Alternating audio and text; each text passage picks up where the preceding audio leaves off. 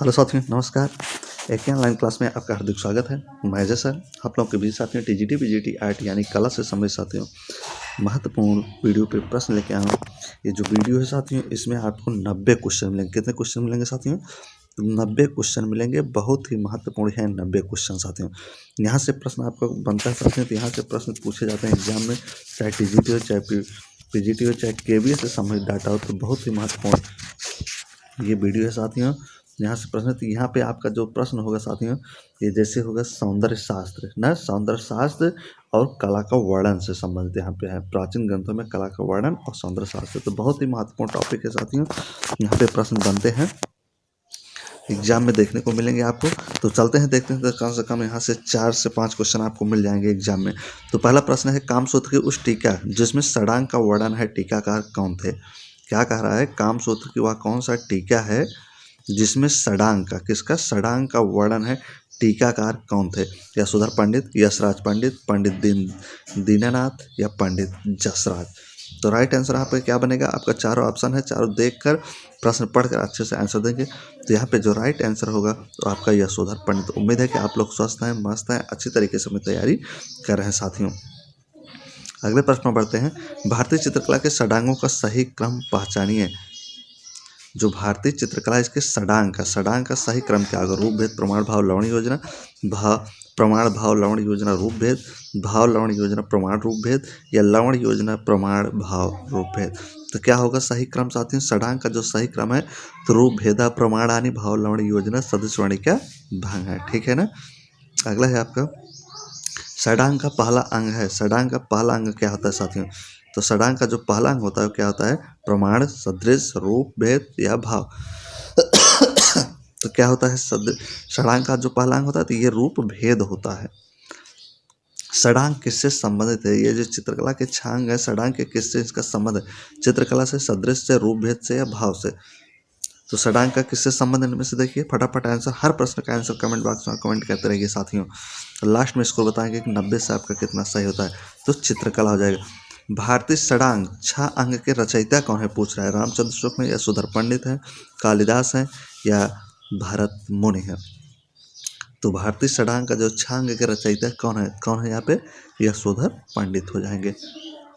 भारतीय चित्रकला के षडांग के अनुपात को किस शब्द से परिभाषित किया है? हल्के में नहीं लेना साथी, यहाँ से प्रश्न पूछे जाते हैं, ध्यान देना है आपको। सदृश, लवण योजना, वाणिज्य भंग या प्रमाण? षडांग के अनुपात को, अनुपात की बात कर रहा है, षडांग के अनुपात को तो किस शब्द से परिभाषित? अनुपात से क्या होगा? तो प्रमाण निश्चित किया जाता है, मापा जाता है। क्या? प्रमाण। षडांग किस सिद्धांत किस ग्रंथ से है? जो षडांग है इसका संबंध किस ग्रंथ से है? कामसूत्र से, विष्णु धर्मोत्तर से, अपराजित पृच्छद या जयमंगल? षडांग सिद्धांत का किस ग्रंथ में वर्णन मिलता है, कहने का मतलब है? तो छांगों का किसमें षडांग का उल्लेख हुआ? तो यशोधर के, तो जय मंगला में। भारतीय चित्रकला के 6 अंगों का विस्तृत विवरण किस ग्रंथ में मिलता है? जो भारतीय चित्रकला है उसके 6 अंगों का विस्तृत विवरण किस ग्रंथ में मिलता है? यशोधर के जयमंगला में, नारायण मुनि के चित्र सूत्र में, राजा बोध के समरंगण सूत्र में, या बाण भट्ट के कादम्बरी में? तो किस में मिलता है साथियों? तो यशोधर के जय मंगला में ही 6 अंगों का वर्णन मिलता है। वात्सायन रचित कामसूत्र की व्याख्या या टीका में कला के षडांग का उल्लेख किसने किया था? वात्सायन के रचित कामशास्त्र की व्याख्या या टीका में कला का षडांग का उल्लेख किसने किया था? कालिदास ने, बाणभट्ट ने, यशोधर ने, या शूद्रक ने? तो किसने किया था? पंडित यशोधर ने। भारतीय चित्र षडांग के सूत्रधार कौन है? पंडित यशोधर, बाणभट्ट, भास, शुक्राचार्य। तो कौन हो जाएंगे यहाँ पे? तो पंडित यशोधर हो जाएंगे। भारतीय चित्रकला छांगों की व्याख्या किस प्रसिद्ध ग्रंथ में है? रामायण में, महाभारत में, कामसूत्र में, जयमंगला? तो किसमें मिलते जाते हैं? तो जयमंगला में। तो बहुत ही महत्वपूर्ण है प्रश्न। देखिए यहाँ पे किस प्रकार से उसी प्रश्न को बार बार घुमा के किस तरह से पूछा जा रहा है ताकि आप कन्फ्यूजिंग हो। भारत शिल्प के षडांग पुस्तक के लेखक कौन है? जामनी राय है, सीताकांत है, अवनीनाथ टैगोर हैं, या गगननाथ टैगोर है? तो भारतीय शिल्प षडांग पुस्तक के लेखक कौन है? तो यहाँ पे कौन हो जाएंगे? अवनीनाथ टैगोर। इन चारों ऑप्शन में से अवनीनाथ टैगोर बनेंगे। यशोधर के चित्र षडांग की पुनर्व्याख्या किस कलाकार ने की थी? यशोधर, पंडित यशोधर द्वारा लिखे जो षडांग की पुनर्व्याख्या, इसे किस कला कान्य की थी पुनः, राजा वर्मा, सतीश गुजराल, अवनीनाथ ठाकुर या नंदलाल बोस। तो इस प्रकार से जब प्रश्न है तो उसमें अवनीनाथ टैगोर ही बनेंगे, वहाँ यशोधर पंडित नहीं बनेंगे। भारतीय चिंतन के अनुसार कला का प्रमुख लक्ष्य है, कारक जो भारतीय चिंतन है इसके अनुसार कला का प्रमुख लक्ष्य क्या है? हृदय स्पर्शी आनंद प्रदान करना है, आंखों को सुंदर लगना है, इंद्रियों को संतुष्ट करना है, या जन जीवन की समस्याओं को प्रस्तुत करना है। तो 14 नंबर देखिए, तो 14 नंबर भारतीय चिंतन के अनुसार कला का प्रमुख लक्ष्य क्या है? हृदय स्पर्शी आनंद को प्रदान करना होता है। एक सफल शैक्षणिक पाठ्यक्रम में किसका महत्व होता है? जो एक सफल शैक्षणिक पाठ्यक्रम है उसमें किसका महत्व है? कला का, साहित्य का, कलाकार का, कला साहित्य का। तो किससे है? तो कला से है। यहाँ से प्रश्न, खूब प्रश्न पूछे जाते हैं साथी, ध्यान देना है आपको, इग्नोर नहीं करना है, हर प्रश्न को बढ़िया से पढ़ना है आपको। विष्णुधर्मोत्तर पुराण के चित्रसूत्र में कितने रसों अथवा प्रधान प्रवृत्तियों की चर्चा की? कितने रस और प्रधान प्रवृत्तियों की चर्चा की गई? किसमें? विष्णुधर्मोत्तर पुराण में। 5, 6, 9, 12 ना। तो विष्णुधर्मोत्तर पुराण में चित्रसूत्र में कितने रसों की बात कर रहा है, तो कितने रस हो जाएंगे साथियों? तो 9 रसों की चर्चा की गई है। भरत मुनि के अनुसार 8 रस हैं, 8 अस्थायी भाव हैं। अवनीगुप्त के अनुसार 9 रस और 9 अस्थायी भाव हैं। अब विष्णुधर्मोत्तर पुराण में भी 9 रस बताए गए हैं। तो चित्र में कितने रस दिखाई देते हैं? चित्र में 9 रस दिखाई देते हैं। कितने? 9। विष्णुधर्मोत्तर पुराण लिखा है, कारक जो विष्णुधर्मोत्तर पुराण इसको किसने लिखा है? बाणभट्ट ने, मार्कंडेय मुनि ने, भरत मुनि ने, अभिनव गुप्त ने। तो ये जो हम लोग पिछला क्लास कुल पढ़ चुके हैं साथियों विधिवत तरीके से, तो उसी का रिवीजन कराया जा रहा है साथियों ना, कि जिससे आप जो भूल चुके हो वो फिर पुनः आपकी तैयारी होती चले, बरकरार रहे साथियों, हर चैप्टर से, जितना आपका सिलेबस है हर जगह से, हर चैप्टर से। तो किसके द्वारा लिखा है? तो मार्कंडेय मुनि के द्वारा लिखा गया है। विष्णुधर्मोत्तर पुराण किस काल का है? विष्णुधर्मोत्तर पुराण जो है इसका संबंध किस काल से है, पूछ रहा है, किस काल से है? मौर्य काल से, गुप्त काल से, शुंग काल से, कुषाण काल। विष्णुधर्मोत्तर पुराण का जो समय है वो किस काल से है? तो किस काल से हो जाएगा साथियों? तो गुप्त काल से इसका समय है। विष्णुधर्मोत्तर पुराण किससे संबंधित है? जो विष्णुधर्मोत्तर पुराण है वो संबंधित किससे है? चित्रकला से, मूर्तिकला से, नाटक से, चित्रकला मूर्तिकला से। तो किससे संबंधित है? कमेंट करके बताते रहिए। विष्णुधर्मोत्तर पुराण, तो विष्णुधर्मोत्तर पुराण जो है चित्रकला और मूर्तिकला से संबंधित है।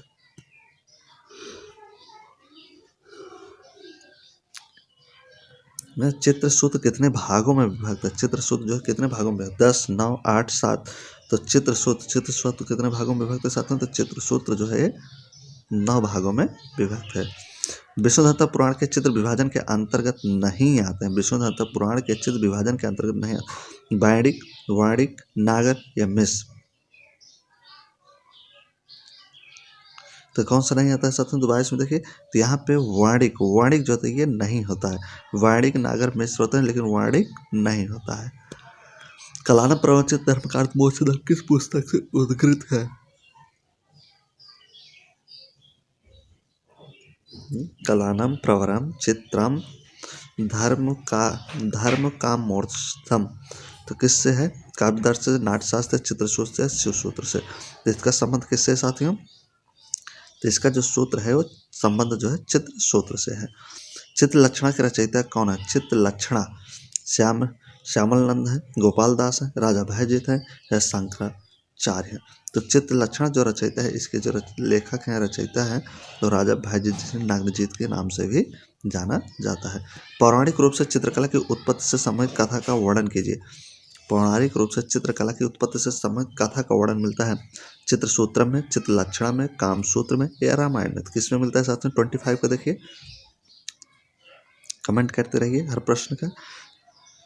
पौराणिक रूप से जो चित्रकला की उत्पत्ति का संबंधित वर्णन कथा का मिलता है, तो कहाँ मिलता है? तो चित्रलक्षणा में ये मिलता है। बहुत ध्यानपूर्वक लर्न करना है।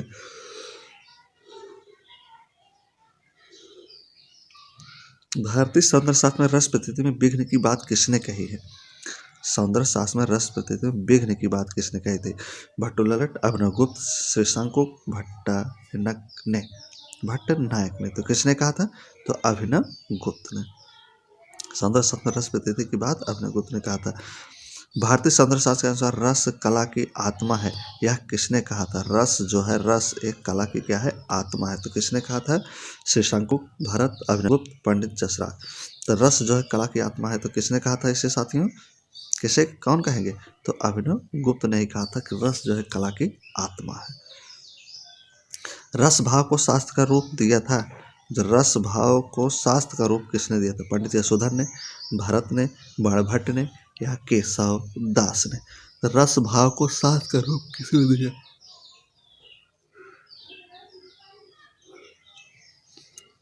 किसने दिया था? तो भारत ने, भरत मुनि। आचार्य भरत मुनि के अनुसार रसों की संख्या है, भरत मुनि के अनुसार रसों की संख्या है, तो हमने बताया था कि आचार्य भरत मुनि के अनुसार रसों की जो संख्या होगी तो कितनी हो जाएगी? 8। अभिनव गुप्त के अनुसार 9। सर्वप्रथम किसने नाट्य शास्त्र में 8 रसों को बतलाया था? देखिए फिर इस तरह से पूछ रहा है, नाट्य शास्त्र में सबसे पहले 8 रसों, कितने रसों को? तो 8 रसों को किसने बताया? न तो आचार्य उद्भट, आचार्य बाणभट्ट, आचार्य भरत मुनि, आचार्य नारायण मुनि। तो किसने बताया था साथियों?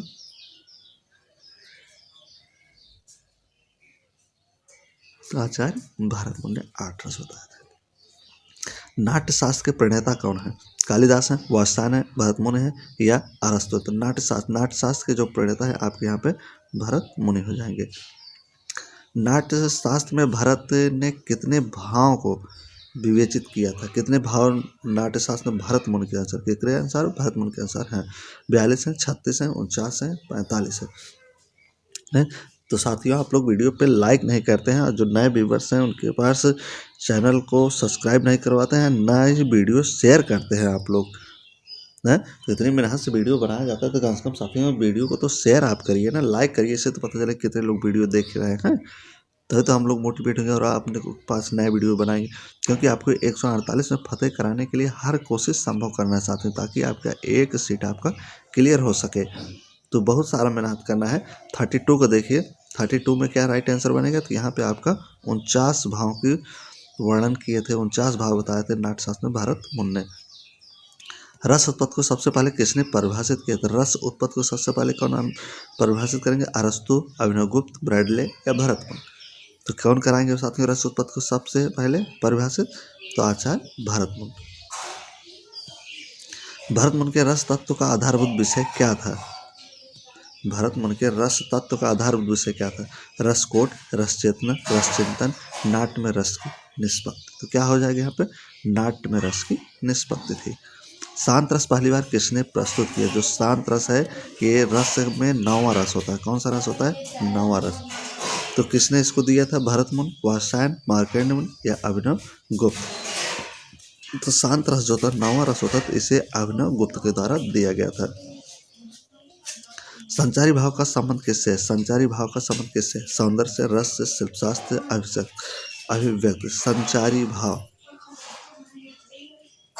संचारी भाव, संचारी भाव का संबंध किससे हो जाएगा साथियों? संचारी भाव का संबंध जो है ये रस से ही है।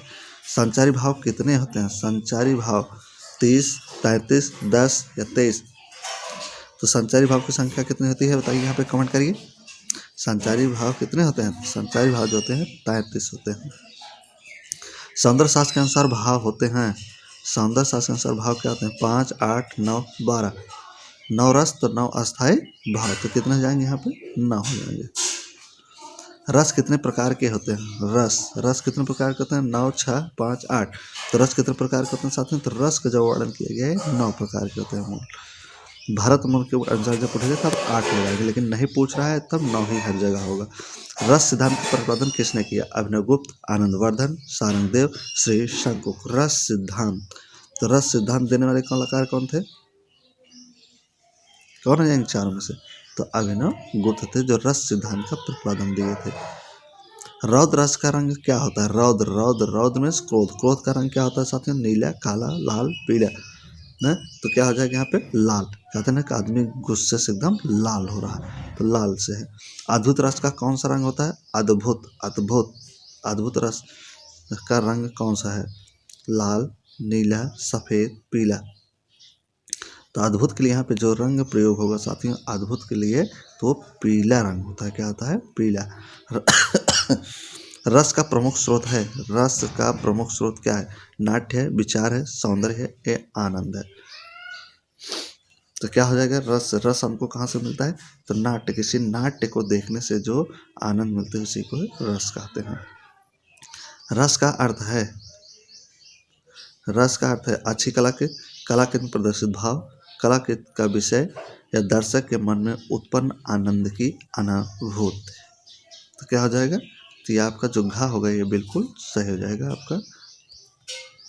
रस मीमांसा ग्रंथ की रचना किसने की साथियों, रस जो मीमांसा है इस ग्रंथ की रचना किसने की है, अभिनवगुप्त ने, प्रोफेसर रामचंद्र शुक्ल, शंकराचार्य, आचार्य रामचंद्र शुक्ल। रस मीमांसा की रचना किसने की है साथियों, तो आचार्य रामचंद्र शुक्ल थे।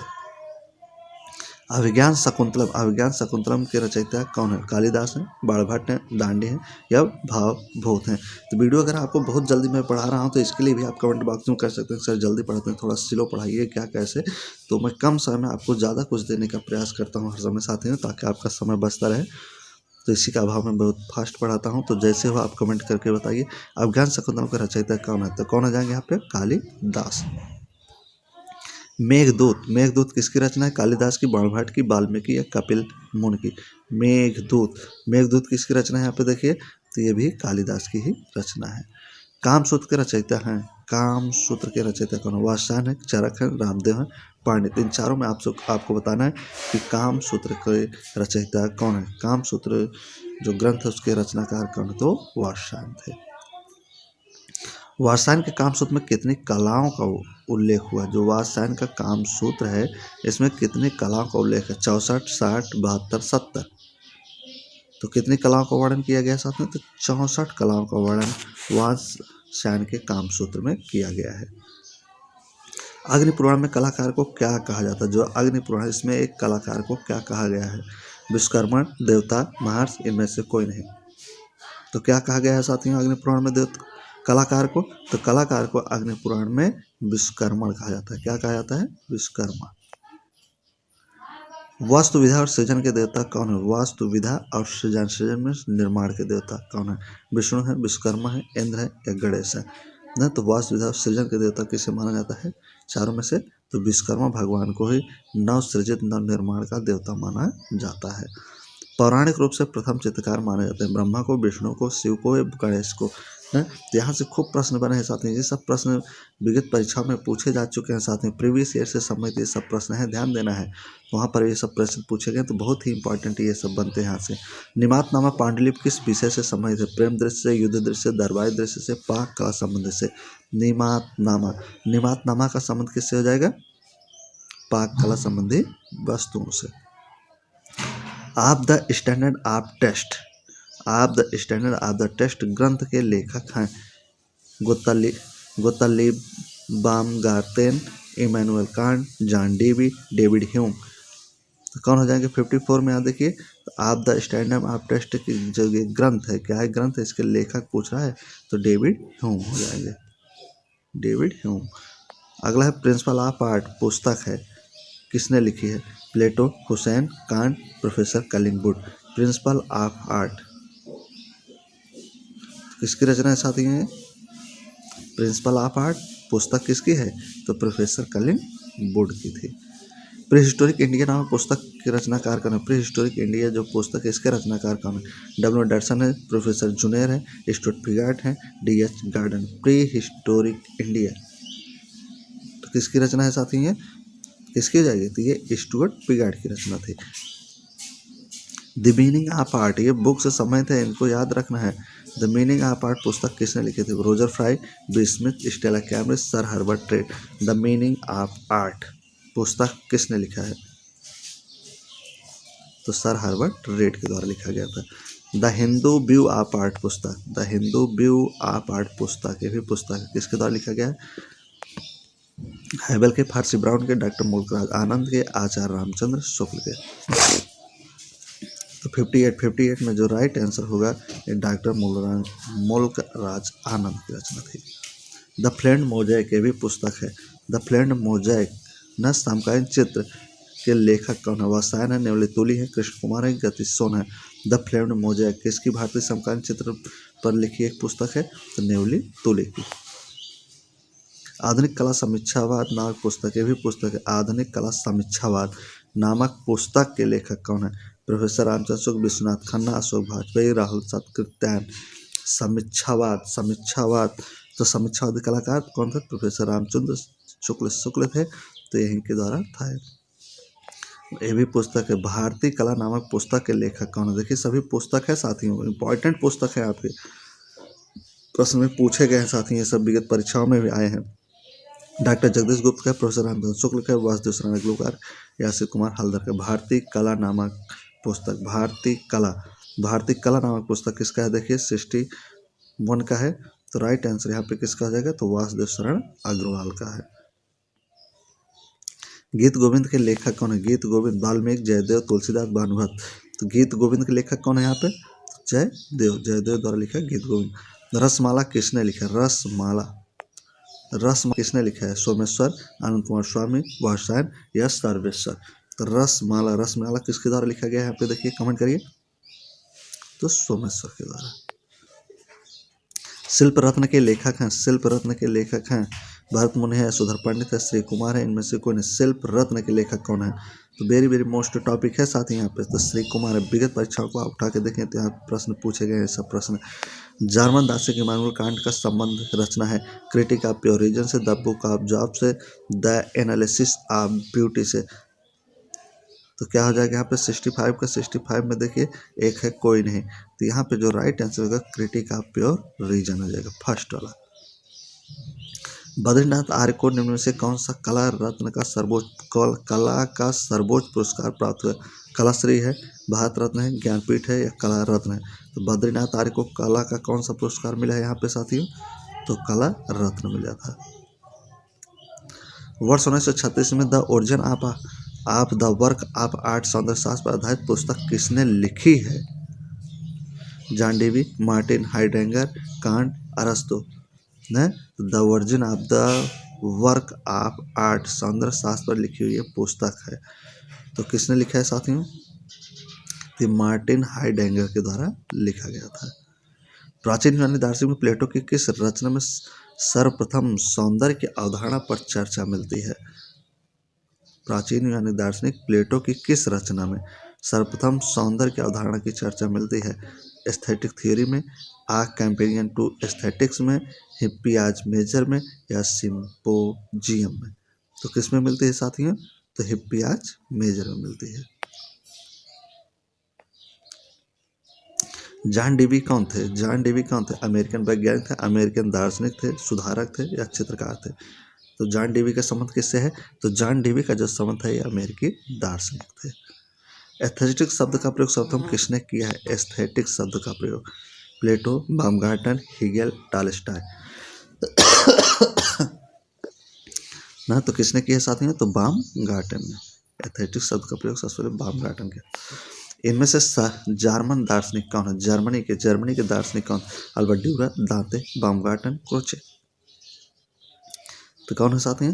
तो बामगार्टन थे जो जर्मनी से संबंधित थे। एशियाई कला की अवधारणा की शुरुआत कहाँ से हुई थी या किसने की थी? ए बी हैवेल, भग्न निवेद्य, ए कुमार स्वामी, कुकोजो ओकाकुरा।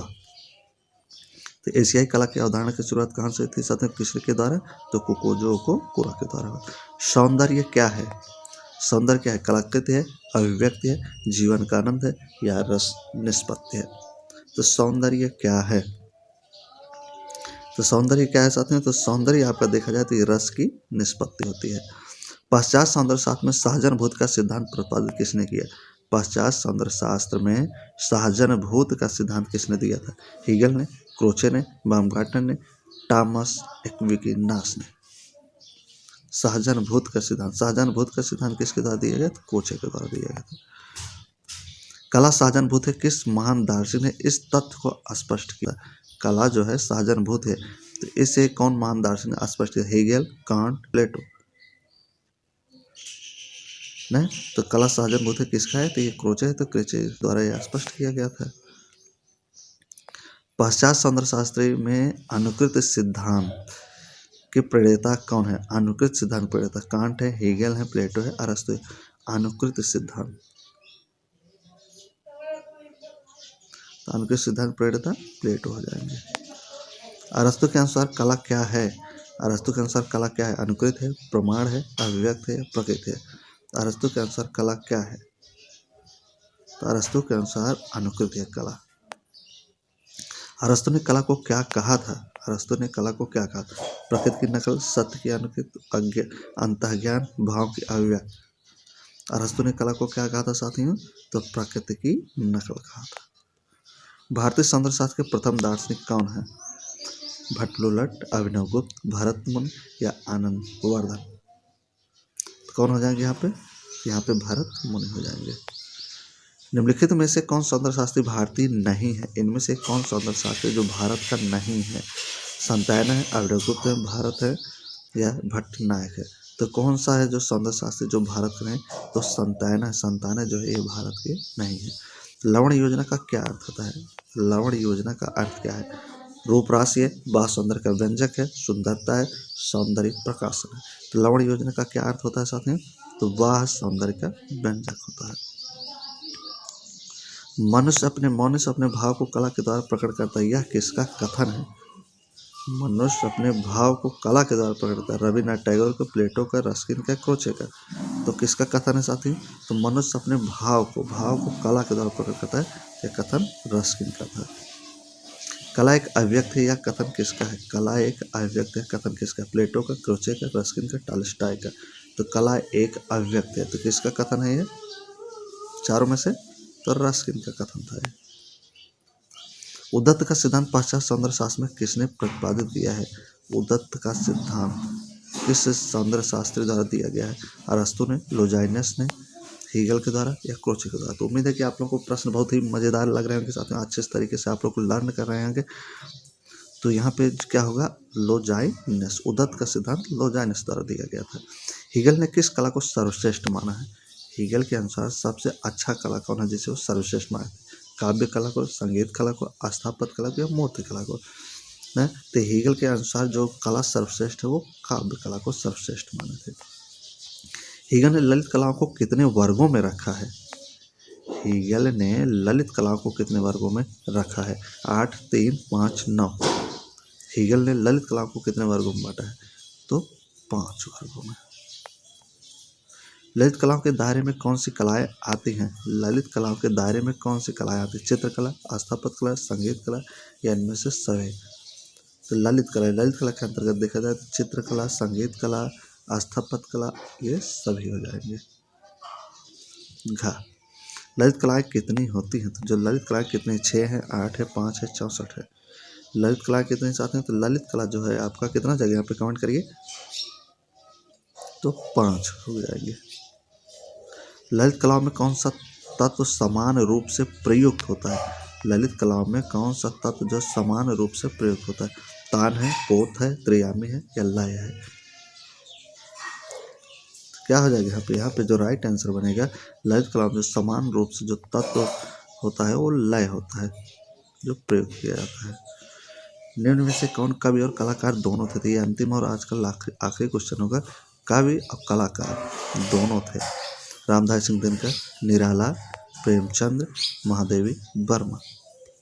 न तो इनमें से पूछा कौन कवि और कलाकार दोनों हैं? तो यहाँ पे जो आपके राइट आंसर बनेंगे वो महादेवी वर्मा थे।